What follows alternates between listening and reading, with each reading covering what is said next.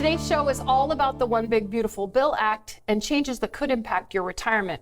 We'll talk about new deductions for those age 65 and older, permanent tax bracket changes, and changes to charitable giving and estate planning that could impact your legacy.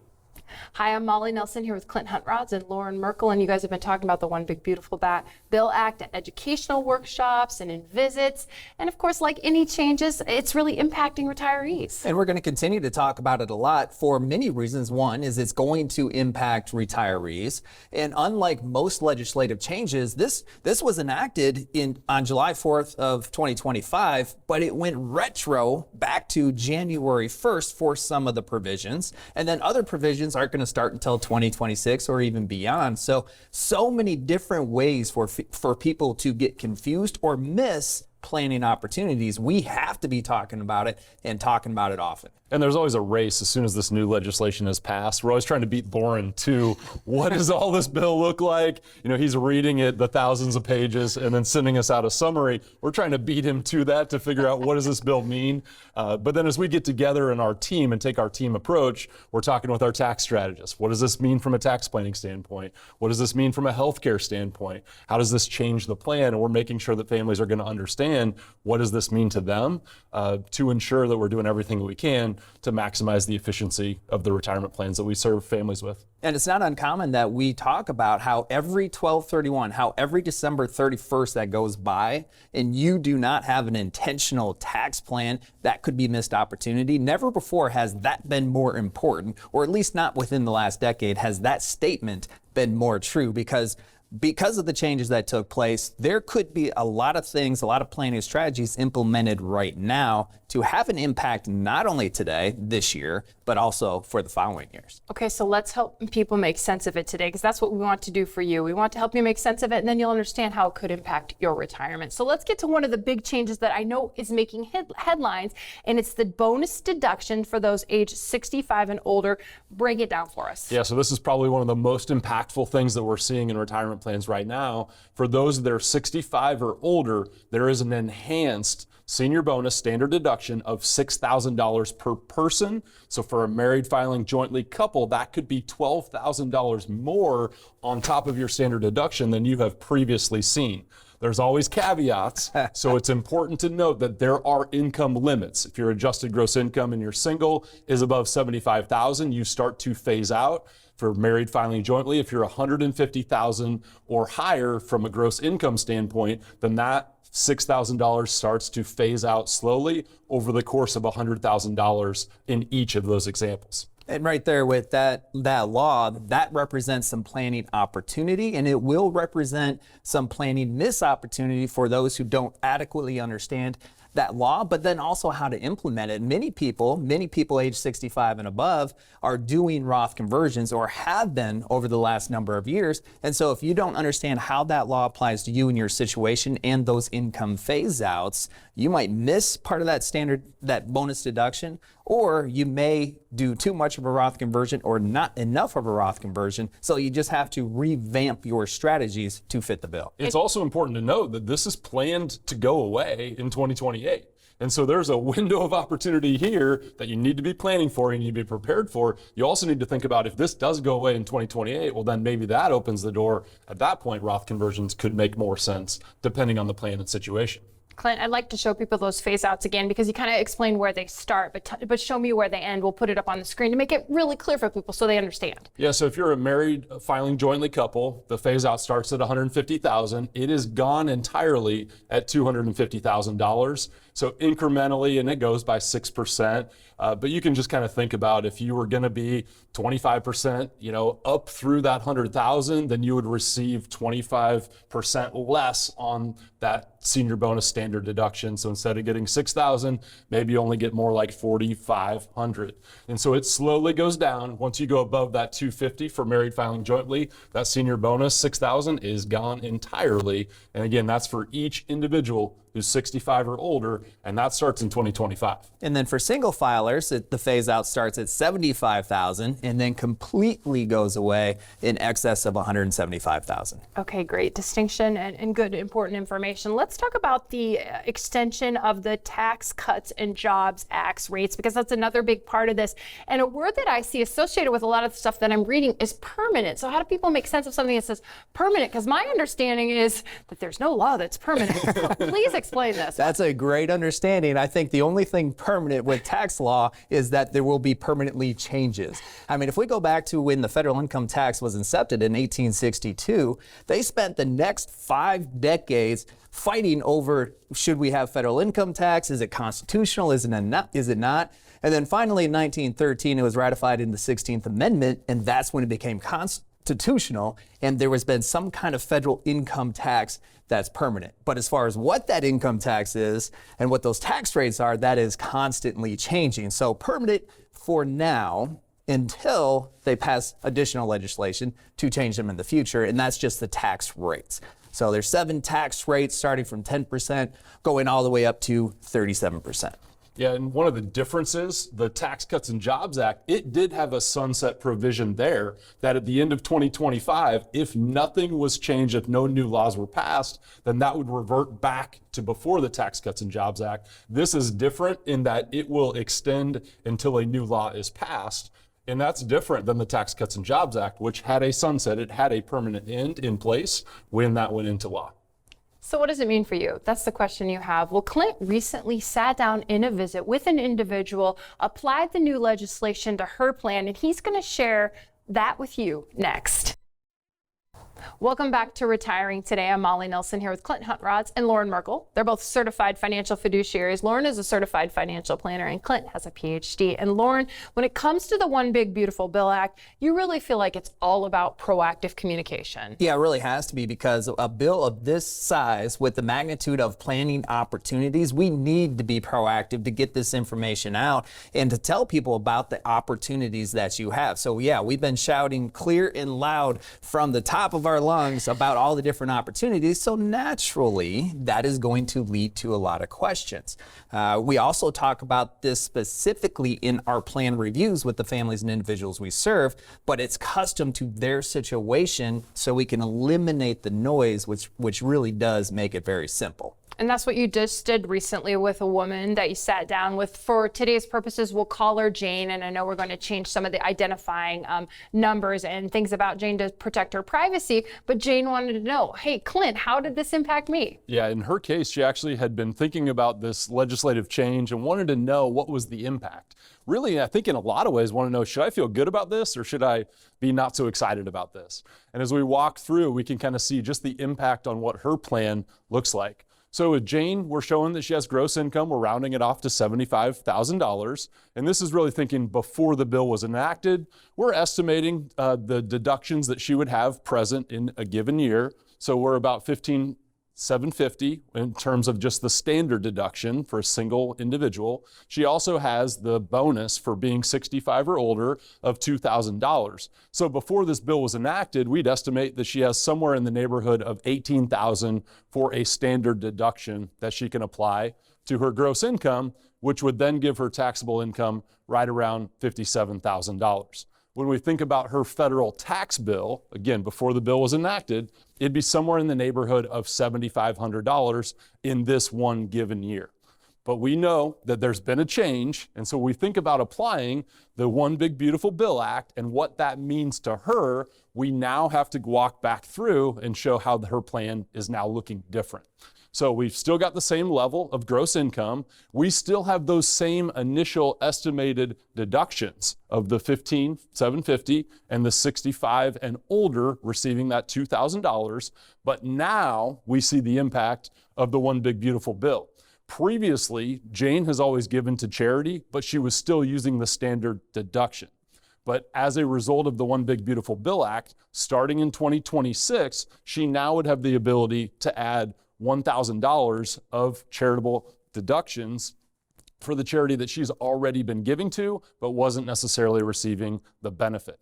If it was a married filing jointly situation, then you would have up to $2,000 that you could apply above the line as an additional deduction that you previously maybe weren't utilizing.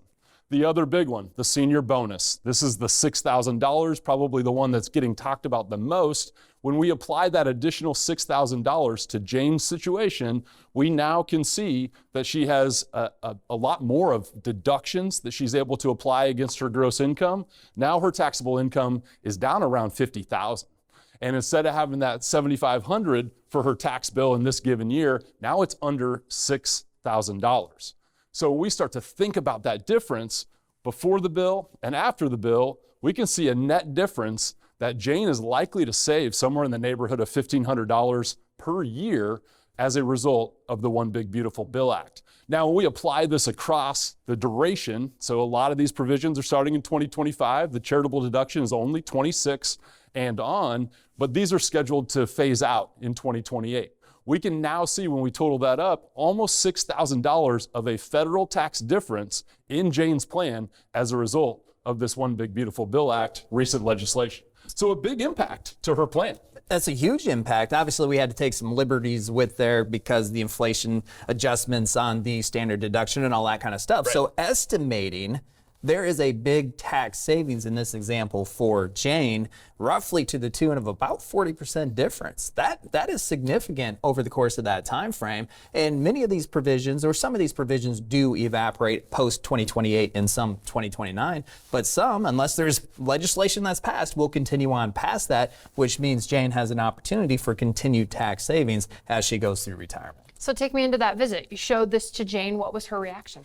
Well, she was excited, but she also just, it's always a big question that we get from families is, well, I'm saving on taxes, but how are we going to pay for this? And so she's always kind of thinking of that more larger scale. Well, what does this do to our country? What does this do to the economy? Sure. But she was excited that her tax bill is going to be lower. But the one thing that's a really important part of how we're helping families in the plan is that phase out. So in the example that we showed you, we showed her right at that top edge of $75,000 for gross income. If we're thinking about helping Jane through an idea like a Roth conversion or even turning on different income sources, we need to be really intentional about what we're doing because she is at the top edge.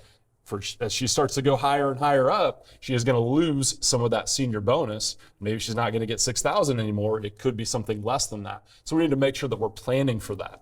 A prime example of how a decision could really impact the savings that we just expressed that Jane had is, what if Jane wasn't on her Social Security and she was planning on taking it prior to this bill was passed? She's already at the $75,000 mark. Now she turns on $24,000, $30,000 of yearly Social Security income. That's going to decrease the amount that she's going to get for that bonus deduction, which could completely change her Social Security decision. Because in that example, if Jane delayed her Social Security income would increase, and she would take advantage of the full bonus deduction. If she turned it on, then it's locked in with inflation adjustments, and she gets a decreased bonus deduction. So not to say she shouldn't take her Social Security in that example, but it's worth the evaluation, because what Jane is really trying to do, what you are really trying to do, is eliminate the surprises that could come with such a complex bill.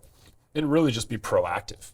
Because, a lot of those decisions, if you made them in the course of a year, you might not be able to change those. So we want to think proactive, not just reactive. And that's really how our tax planning is different than maybe what you've done historically with the CPA. We need to be thinking proactive, because if we turn on Social Security, if we do a Roth conversion, we now have maybe lost some of those deductions that we maybe wanted to keep. We need to plan in advance and understand the impact of those decisions. Oh, and just think how Jane felt walking out of that visit. She saw how the bill was applied to her situation. You outlined some different choices that she had and the implications of those choices. And so when she made the decisions, she made those decisions with confidence, knowing why she made those decisions and the implications of those decisions and the alternative decisions she could have made. So there's a lot of tax torpedoes that are involved with this bill, probably more than what we've seen in the last decade or so. And that's why we really have to iron out the details to avoid those torpedoes. And it really becomes, where do you go for that income need?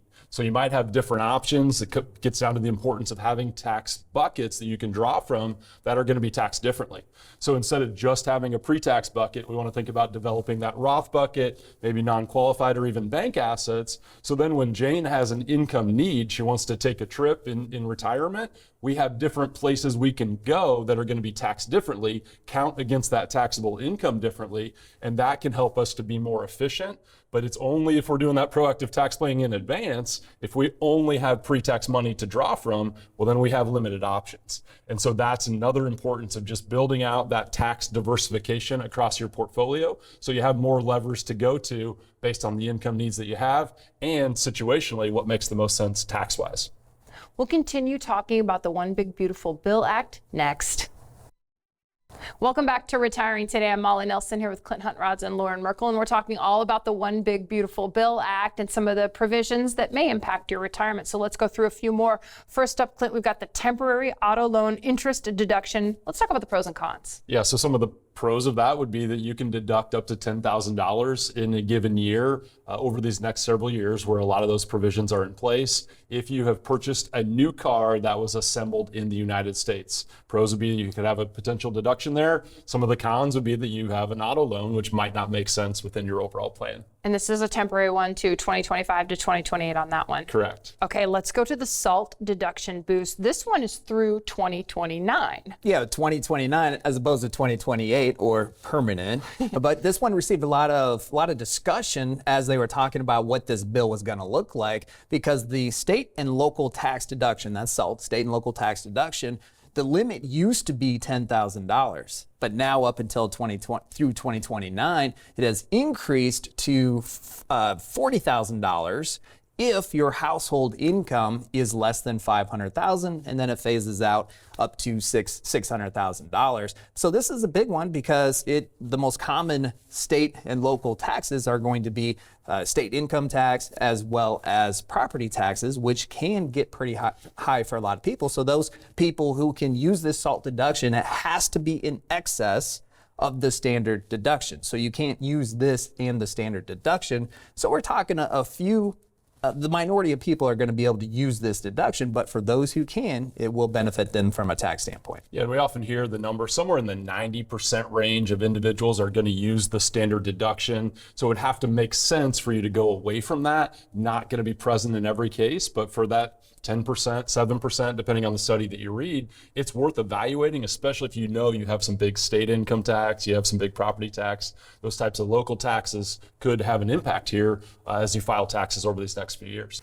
Next up, Lauren, we have the estate and gift exemption increase starting in 2026. And this one is big from a standpoint of if it wasn't passed, this legislation wasn't passed, then the estate taxes the exemption was going to go down closer to that 7 million mark, where right now for an individual it's 15 million, and then for a couple it's going to be 30 million. So it is a substantial difference if this bill wasn't passed and you pass away, what your estate could be taxed on if you have a larger estate. Yeah, and I know there's some individuals that were planning for what if and enacting some plans over these last few years. So that was one that estate planning attorneys were really worried about, especially those that, farmers, ranchers that have a lot of assets. They were looking to be prepared for the potential that could come down, and then they need to enact some different strategies. Yeah, so with this one in particular, it is permanent, but again, that can change. And this is one that is always on the docket to be changed from a consideration standpoint. So I wouldn't scrap all of your plans if you put some plans in place. Definitely it is worthwhile having a conversation with your estate planning attorney to see what kind of changes should you be making.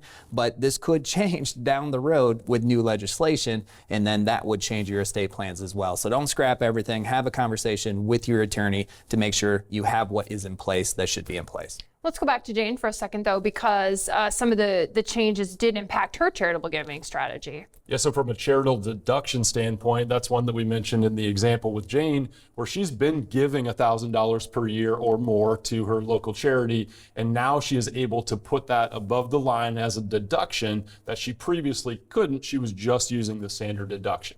So that's $1,000 for those individuals filing single. It is $2,000 for a married filing jointly couple.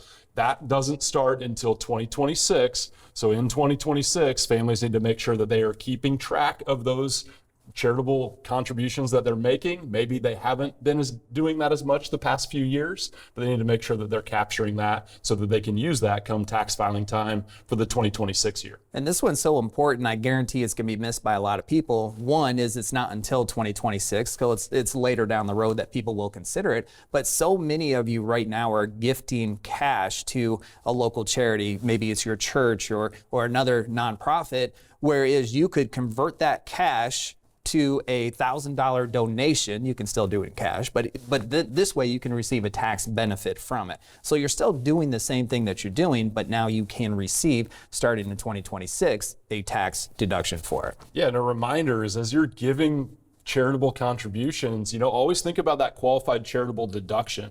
We recently had a family that we started working with. She was about 90 years old. She has been giving a lot of money over many, many years. And no one, she said this, she said, no one ever talked to me about this. So qualified charitable distribution, you've got to take an RMD anyway. If you're in that situation, you can route that directly from that pre-tax account to the charity of your choosing.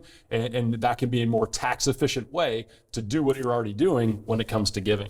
And I think that's interesting that someone in their 90s can change their plan to be more tax advantaged. So these plans are always evolving, just like the tax laws are always evolving. That's why we say it's never too early to start planning, and it's never too late. Many times people say, well, I'm over the RMD age, so my plan's pretty much set. That's not always the case.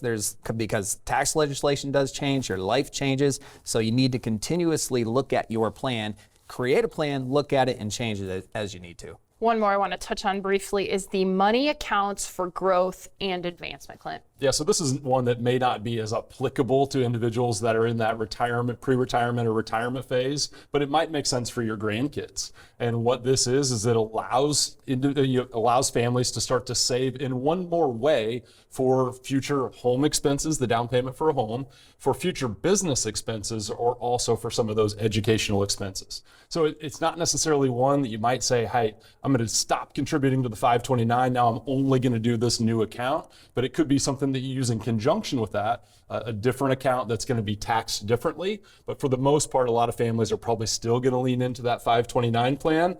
One thing to be really aware of is that for individuals who were born in 2025 through 2028, the government is going to seed that account with $1,000. Now, I had a baby that was born in 2025. Yes, you did, little Jovi. So we were excited to get this account started, and I found out that they really haven't gotten all those details worked out. There's still a lot of unknowns on these accounts. Probably they're kind of thinking now July of 2026 is when you would actually be able to start that account. A lot of logistics they're still working out when it comes to these accounts. So from a family member standpoint, you can contribute up to $5,000 into that account per year, and that money grows tax deferred. And if you have a qualified distribution or the child has a qualified distribution, then the gains would be taxed at capital gains rate. So significantly different tax consequence than what you were referencing with the 529. You need to vet all of those out and make sure you're using the right one, or both, if it makes sense. And if you don't use it for qualified reasons, then it's actually going to be looking more like an IRA.